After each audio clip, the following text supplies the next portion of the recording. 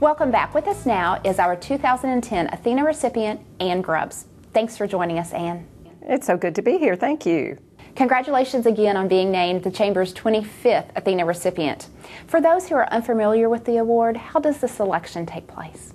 Well, and it's my understanding, because I haven't been involved in that end yet, but it's my understanding that the past Athena winners come together and review the nominations that are submitted by the public, and they, as a panel, choose the winner of this year's award. Can you share with us some of the history and the background on this award? Yes. In reading a little bit about it, I understand there was a lady in Lansing, Michigan, Martha Mertz, and she owned a realty company and began serving on her chamber board of directors in about 1980. And during that time, she noticed that women hadn't received the recognition that men had from the chamber. In the 75 years of giving awards, only one woman had been recognized. So she decided it was time to recognize women who contributed to the community and started the Athena program. And in 1982, they gave out their first Athena Award. Speaking of professional women, this is a great descriptive word for you. Tell us about your background. Well, it's kind of an interesting and varied background, I guess. I taught for 22 years, 14 years in Virginia, in the school systems there.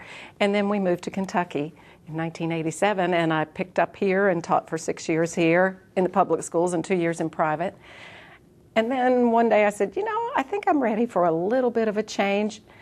Luckily, at community education, I had a contact with a parent of a child that I had taught and was able to just transition into that. It's still in the education field, so I still get to go out and see the kids and get my kid fix, because I absolutely love watching the children. But now I'm working with adults and their learning process, and also volunteers and just a different element in the community. So what do you enjoy most about working at community education? Like I said, I always enjoyed teaching, because to me, watching a child learn to read was the most enjoyable thing that I did. I taught kindergarten. And now it's watching the adults grasp something new, and it's making a difference by being on a committee. Or one thing I really enjoy about what I get to do, I get to advocate for groups that are doing wonderful things, and I get to help them publicize what they are doing. And I think helping get the word out and spread the word to the community. When I was teaching, there were a lot of elements and pieces and services that I didn't know existed. So I really enjoy sharing that knowledge and letting people know what's going on. Okay, you're involved with several civic organizations. Share a few of those with us and why they're close to your heart. Well, I would say I've worked on a lot of boards and served gratefully, and learned a lot from those people. But I think the two civic organizations that stick out and have made a huge impact in my life are the Bowling Green Women's Club and the Kiwanis Club of Bowling Green, because both of them have such a service orientation. I've learned so much about serving others and giving to others from the people in those groups. Romanza Johnson in the Bowling Green Women's Club is a role model for every girl and every woman, because she is all about serving and getting the word out and helping other people. And the Kiwanis Club, their mission is children, serving the children of the world, and it's just a natural fit. What inspires you to perform at the level you do, both professionally and civically? Gosh, that's kind of a hard one, but I think I don't want to disappoint anyone. I'm a late bloomer, and I will admit that now. I think I had a little bit of a learning disability when I was a child, because I didn't settle down and adhere to my studies, and my grades weren't always perfect. But as I've grown through my career and professional life, I've learned how important it is. Others depend on you for things. And if I say I'm going to do something, I need to do it and need to follow through. And I think that's what inspires me most. Who in your life and in this community do you see as most influential, giving you good advice and direction? I think that's probably the hardest question.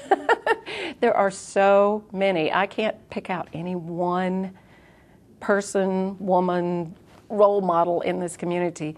Of course, Romanza, because I remember going to something at the Capitol and seeing her and thinking, you know, that's someone I'd like to make friends with, because there was just a connection there. I knew that that was someone I needed to emulate. My boss, Debbie Jordan, has been a wonderful influence on me. She has such a good experience through the university and her journalism background that she's taught us a lot. My husband, he has a huge, wealth of knowledge in the business field that, because he's a government major, he understands a lot of the roles that I never even paid attention to when I was in school.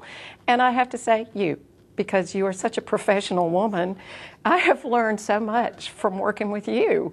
You know, I just, you know, you're quite an inspiration, Tanya. Thank you, Ann. That's surprising and touching. So what advice do you have for young women starting out in their professional careers? You know, like I said, I was a late bloomer, and I don't think I was as observant as I needed to be. Listen, talk to the women around you, not just the women and the men, because there are a lot of people that open doors to us as women in the community. Observe and learn from the people that you're around. That's the biggest thing you can do. You can pick up a little something from everyone. Sometimes it's not always positive. Sometimes you learn what not to do. But I'm not always real good at that. You just pay attention and observe.